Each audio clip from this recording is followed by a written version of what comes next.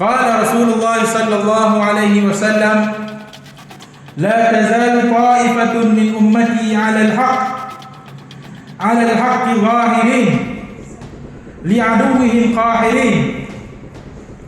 Sabda Rasulullah sallallahu alaihi wasallam, akan sentiasa ada suatu kumpulan daripada umatku yang mereka ini atas jalan kebenaran teguh, dan terhadap musuh ini mereka bersikap dengan sikap yang keras.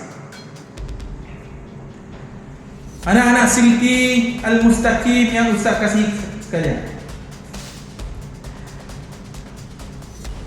hari ini kita berkumpul sebagai satu solidariti kepada pejuang yang berada di bumi Palestin.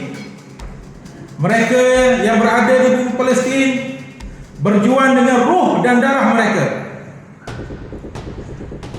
Mereka menjadi benteng terakhir kepada umat Islam, yang mana kita sekarang ini berada jauh daripada bumi Palestin. Akan tetapi dengan semangat yang ditunjukkan oleh para pejuang itu, marilah sama-sama kita menunjukkan bahawa kita juga peduli akan bumi Palestin.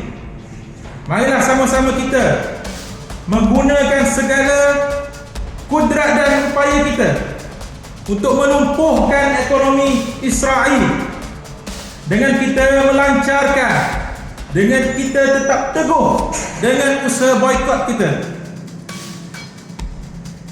Akhir kata, ingin saya nukil satu laungan yang telah diucapkan oleh para pejuang di sana. Lan na'tarifa bi Israel. Lan na'tarifa bi Israel. Kita tidak akan sesekali mengiktiraf Israel. Free Palestine.